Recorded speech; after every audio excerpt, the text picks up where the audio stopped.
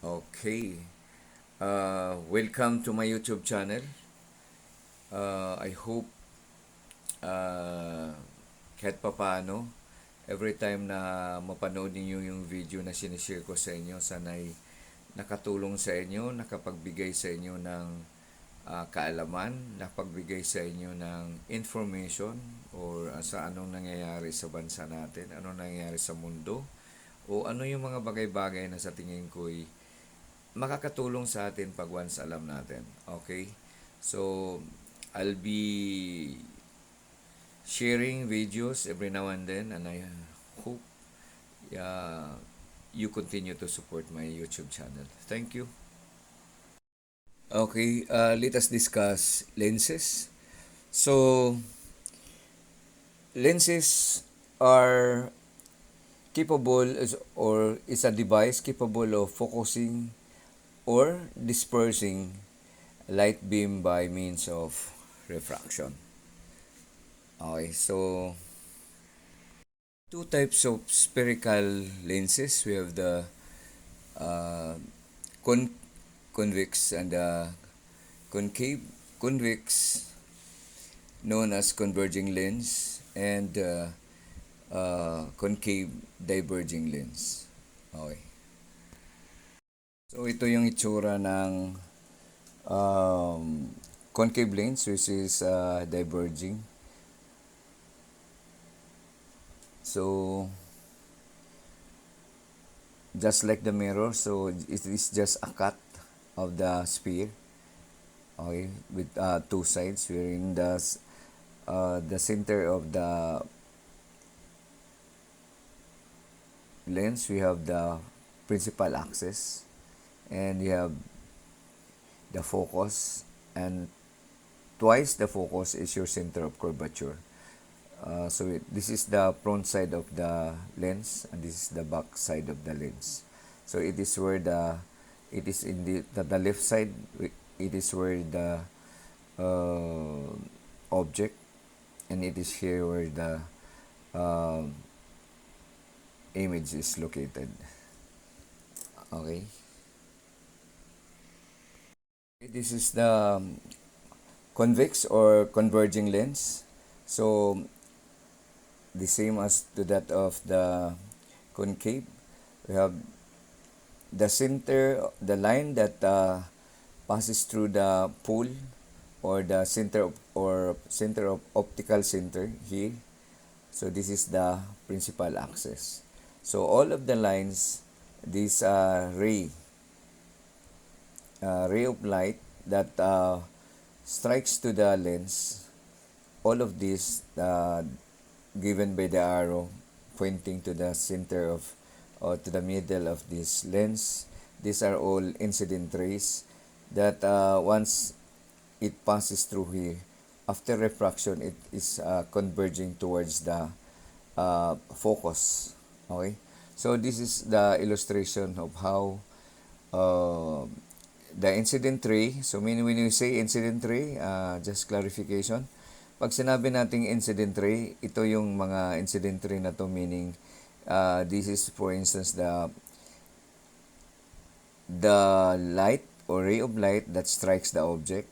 So it goes into the lens. So with this, so in this case, how many incident rays being shown? 1, 2, 3, 4. Because the middle one, this is the principal axis. Okay. So as we know that concave lens is diverging, meaning the refracted rays are going away from each other. Okay, so how do you know how inclined this is? Kung gaano siya ka-inclined, no, or from the principal axis. So, yun nga yung sa mga rule, no, na bakit nakita mo yung ganyan. So, pagka ang incident ray ay parallel to the principal axis, ang ray of refraction is passing through the focal point. But since this is a diverging lens, so imaginary na the direction of the direction of this refracted ray of this incident ray can be traced back yung dotted cut na line, meaning this is imaginary. So ini-imagine mo lang na since ito yung i-connect mo tong dulo nitong incident ray connecting to the focal point, then draw a line straight. So that is the direction of your refracted ray. Okay, so with this, as it point to the center of this lens, the center line of this lens. Now, for this instance, the incident ray, so somewhere here is the image, tip of the image from the principal axis, so like that. So as if it is standing, so parallel, then you can have a refraction ray, which is if you trace it back, it is pointing to the focal point, then strike upward. Okay, so it is away from the principal axis because this is a concave lens, and concave lens is a diverging lens. Okay, so we have the rule to locate the image of a lens, no? So ang rule 1, so pinapakita dito yung convex lens, which is as we say, this is convex is converging, the concave is diverging. So meaning the refracted ray is going away so from each other, while the convex lens is converging, so they are going towards each other, so which is to the focal point. Okay, so rule 1, incident ray parallel to the principal axis will pass through the focus. So incident ray, this is the incident ray. As we say, incident ray is the ray that strikes the object, goes to the lens. So this is the center of the, or half of the lens. So it is strikes here, for instance. So meaning at this point, this is where the top side of the object. So the light strikes the top side of the object, passes through here. Then, as the rule says, that an incident ray that is striking to or parallel to the principal axis will have a refraction towards, or that points to or passes through the focus. Okay, that's the rule 1. So that is for convex converging. So the refracted ray, as I said, is directed to the principal axis, to the focus. Okay, again, an incident ray that is parallel to this principal axis will have a refraction that is passing through the focal point. So meaning, once you do that, you drew a parallel line to this up to the half side of the lens. Then at the center to that, you draw, or if you have a ruler, you connect it here to the focal point. That's rule number 1 for convex lens. So since for the concave lens, this is diverging, so you know that the direction of the refraction is away from the principal axis. Okay, so rule, when the incident ray passes, or when the incident ray is parallel, this is the incident ray parallel to the principal axis, it will have a refraction since diverging away from the principal axis. But if you trace that, the tip of this is directed to the focal point of the lens.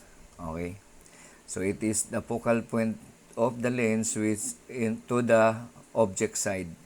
Okay, this is dotted, meaning this is imaginary. So what you do, since you know that an incident ray or a parallel ray will have a refraction that is that is passes through the focal point. So you know that this is the center of the or the half of the lens. This is the half of the lens. So dito siya maghahati, ano? Dito siya ito yung sentro niyan. So hanggang dito lang itong incident ray na to. So alam na from here, ito na yung direction ng refraction. Pero hindi mo alam kung gaano siya ka-incline. So paano mo, ang guide mo dun, since the rule is an incident ray parallel will have a refraction that is pointing to the focus. So imaginary yan, you put a line, then it is here. Okay, that is rule 1 for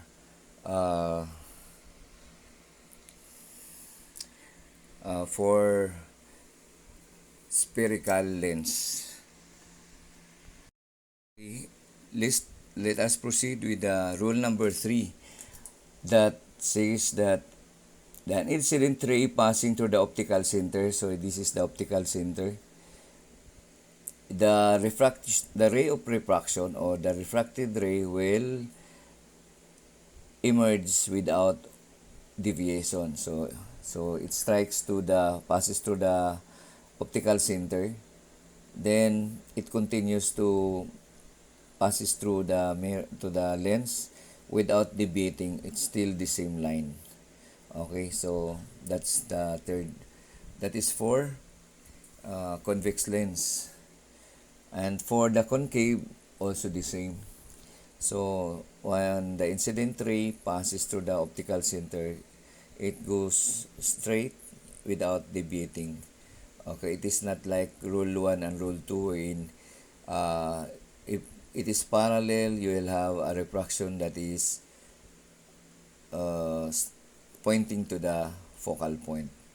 So if, di ba, yun nga, pagka incident ray parallel to the principal axis, it will have a refraction that is directing to the focal or to the focus. Now, rule 2, if the incident ray passes through the focal point, it will have a refraction that is parallel to the principal axis, and this is now our last rule, rule 3. Once the incident ray passes to the center or to the optical center, it will not deviate the same path. Okay, then so with the concave lens. Okay, so do not forget that convex lens is converging, concave lens is diverging. Okay, so rule 2 in locating the image in a spherical lens. So in this case, we'll touch first with the convex lens. So rule 2, a ray passing through the focus will become parallel to the principal axis. Okay, so in this case, meaning the image is here, then the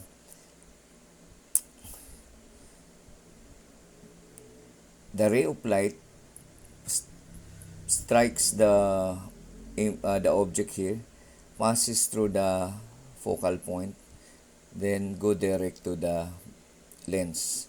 So the rule says that when the incident ray strikes the focal point, it will have a refraction that is parallel to the principal axis. This is the principal axis as we've been discussing.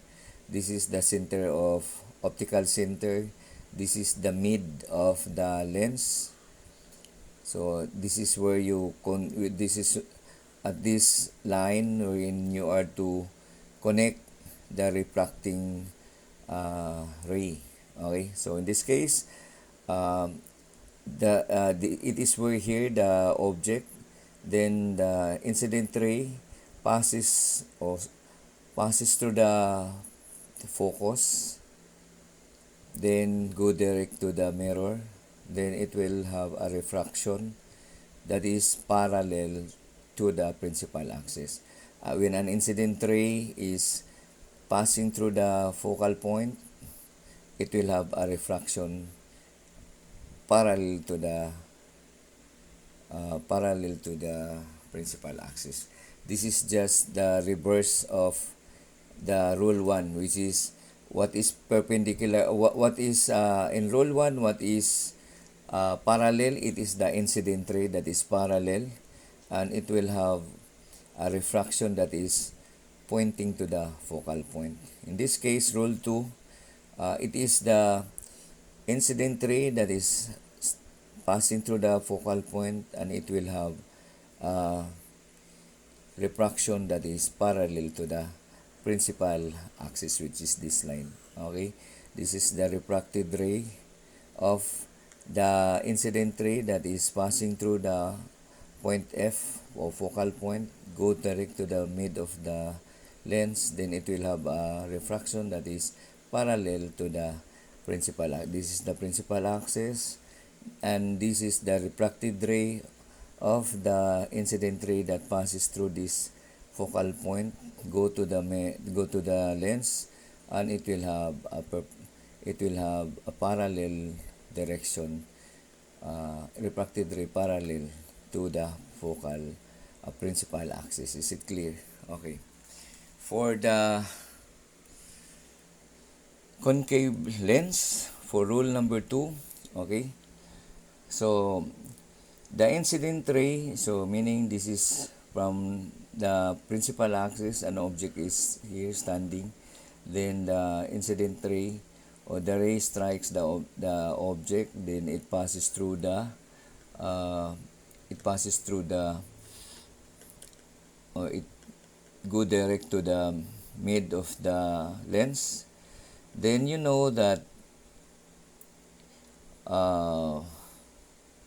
when you have a ray direct to the focal, it will have so since this is diverging, so it is just imaginary that you can it go direct to here. Okay, so up to here, then you know that if you continue to trace, it is pointing to the focal point. So if the ray is striking to the focal or to the focus, it will have a refraction that is parallel. Okay, that's rule number 2.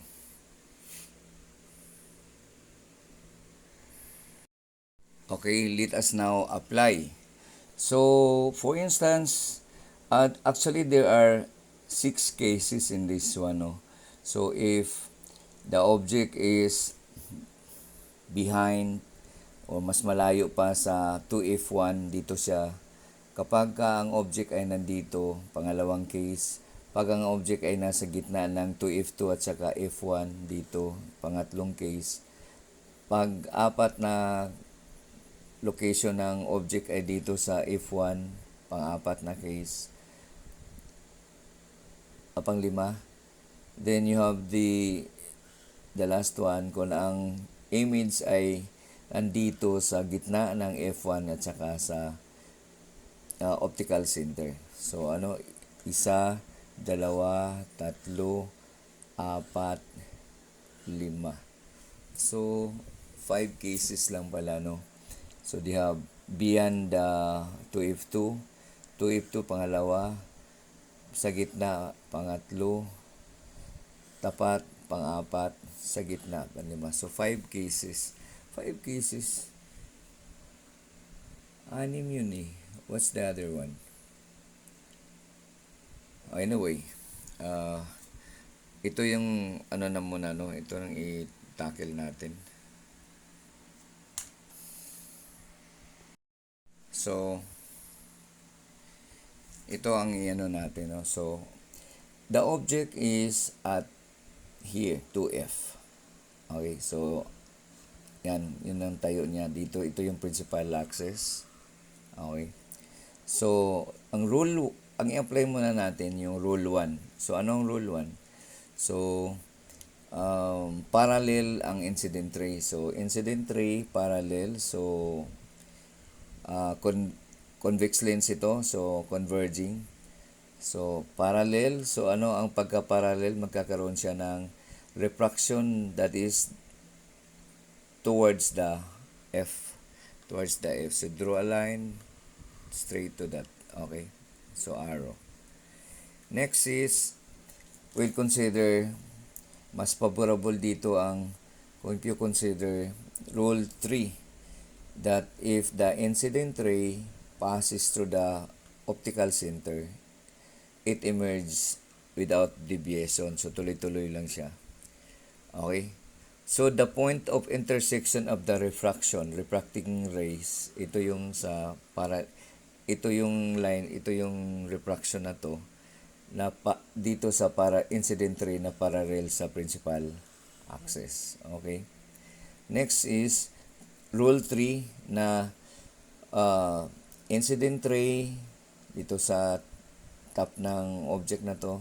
So, incident ray passing through the optical center will emerge or will have a refraction without deviating the same path, just like straight from the start. Okay?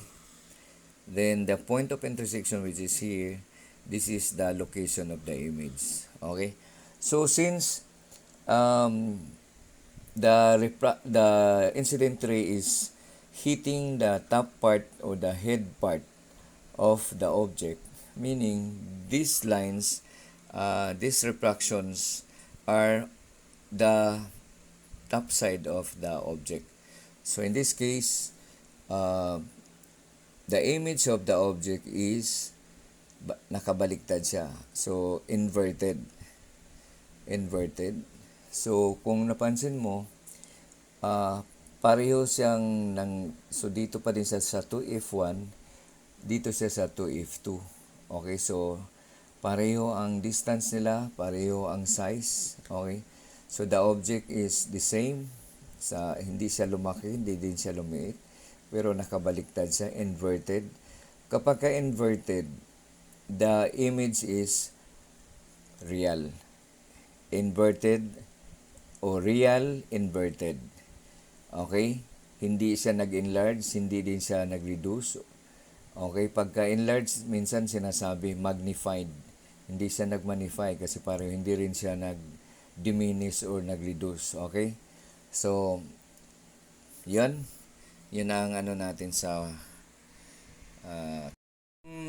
isang case na i-consider natin na ang object ay nasa gitna ng focus at saka sa center of optical center. So, dito siya, no? So, dito siya. So, itong F1 sa focus niya saka sa optical center. So, dito ang object sa gitna, nakatayo siya dyan. So, ang rule 1, so, kung bakit ba kailangan natin yung mga rules na yun? Para makapag-create ka ng rays niya na kung saan ang refraction ng rays na yan ay kung saan sila nagtagpo. Okay? So, yung kung saan sila nagtagpo, doon yung location ng image. Okay? Kung hindi mo sila nakita ang magtagpo, pwede mo siyang i-trace back kung may possibility ba na nagtagpo yung sa side kung saan nandoon yung object mo. Okay? So, ang ibig kong sabihin ito. So, ang object mo ay nakatayo dito, gitna ng focus at saka center of the optical center. Ito yung, as usual, ito yung principal axis natin. Okay, ito yung principal axis. So, ito yung F. Ito yung katapat ng center of curvature. Ito yung F, center of curvature. Okay? Kasi dalawang foci, focus ang lenses. Okay? So, dito yung object. Draw an incident ray na parallel sa rule 1. Parallel sa principal axis dito. Alam natin na kapag ang incident ray ay parallel, magkakaroon siya ng, so since convex yan, ang refraction ay towards the focus. Okay, so dito siya, draw a line from here, uh, popon so nalito ba tayo? So ito yun, no? Ito yung ito yung incident ray that is parallel sa principal axis. Magkaroon ka ng, so dugtungan mo siya dito na ang refraction ray ay towards the focus. Okay? Yun yung rule 1. Ang rule 2, rule 3 ang sunod natin. So, ang incident ray na tatama sa optical center, ang refraction niya ay the same path. Okay? Hindi siya mag-parallel, hindi siya mag-direct. So the same path siya. Okay? So, kung napansin mo, there's no point of meeting, no? Hindi sila magkaroon ng intersection. So, diverging nangyari nito. So, pagka ganyan, i-trace back mo. So, draw a line from the focus, passing through itong tip ng incident ray sa rule 1, i-diretso mo siya. So, actually, dapat dotted ito. Dotted. Okay? Dotted meaning imaginary. Okay, so, ito din yung rule 3 mo na passing through the optical center, magkaroon ng refraction na without deviation. Hindi siya nag-iiba. I-diretso mo lang din siya.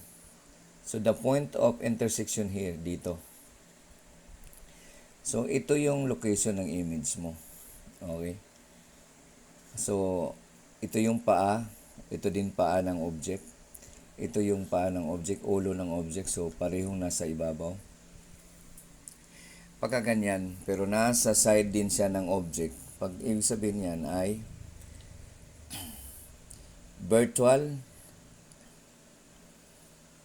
virtual siya.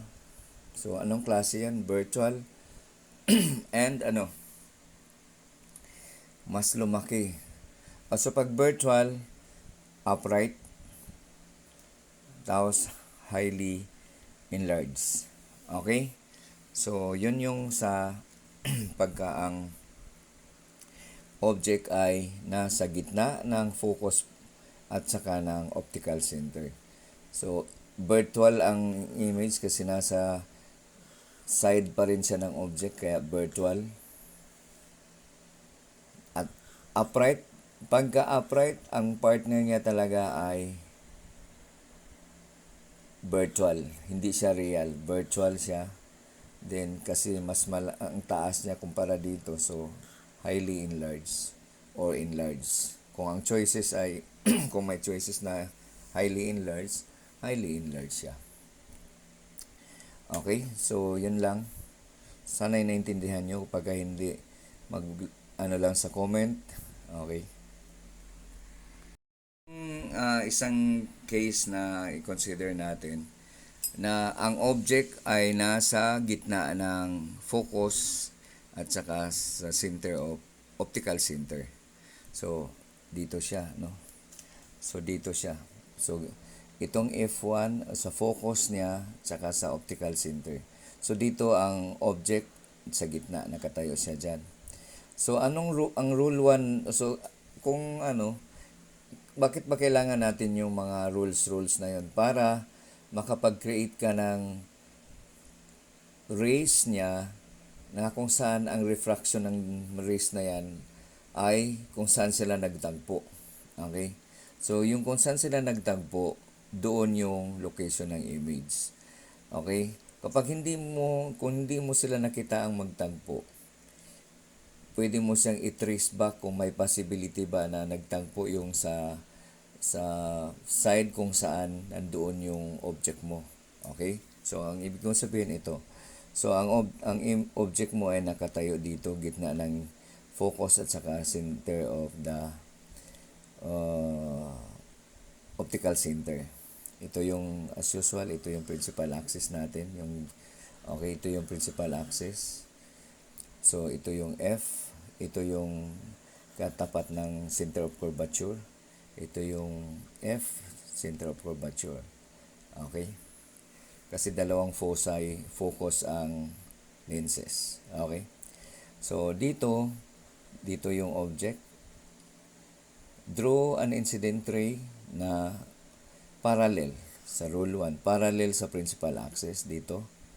Alam natin na kapag ang incident ray ay parallel, magkakaroon siya ng, so since convex yan, ang refraction ay towards the focus. Okay, so dito siya, draw a line from here,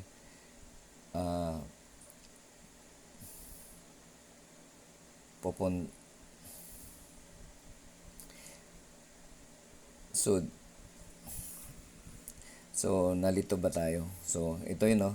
Ito yung incident ray that is parallel sa principal axis. Magkaroon ka ng, so dugtungan mo siya dito na ang refraction ray ay towards the focus. Okay? Yun yung rule 1. Ang rule 2, rule 3 ang sunod natin. So ang incident ray na tatama sa optical center, ang refraction niya ay the same path. Okay? Hindi siya mag-parallel, hindi siya mag-direct. So the same path siya. Okay? So kung napansin mo, there's no point of meeting, no? Hindi sila magkaroon ng intersection. So diverging yung nangyari nito. So pagka ganyan, i-trace back mo. So draw a line from the focus, passing through itong tip ng incident ray sa rule 1, i-diretso mo siya. So actually dapat dotted ito, dotted. Okay? Dotted meaning imaginary. Okay, so ito din yung rule 3 mo na passing through the optical center, magkaroon ng refraction na without deviation, hindi siya nag-iiba. I-diretso mo lang din siya. So the point of intersection here, dito. So ito yung location ng image mo. Okay? So ito yung paa, ito din paa ng object. Ito yung paa ng object, ulo ng object, so parehong nasa ibabaw. Pagka ganyan, pero nasa side din siya ng object, pag ibig sabihin yan ay virtual siya. So anong klase yan? Virtual and mas lumaki. So pag virtual, upright, tapos highly enlarged. Okay? So yun yung sa pagka ang object ay nasa gitna ng focus at saka ng optical center. So virtual ang image kasi nasa side pa rin siya ng object, kaya virtual. At upright, pagka upright, ang partner niya talaga ay virtual, hindi siya real, virtual siya. Then kasi mas ang taas niya kumpara dito, so highly enlarged or enlarged. Kung ang choices ay kung may choices na highly enlarged siya. Okay, so yun lang. Sana naintindihan nyo. Pagka hindi, lang sa comment. Okay.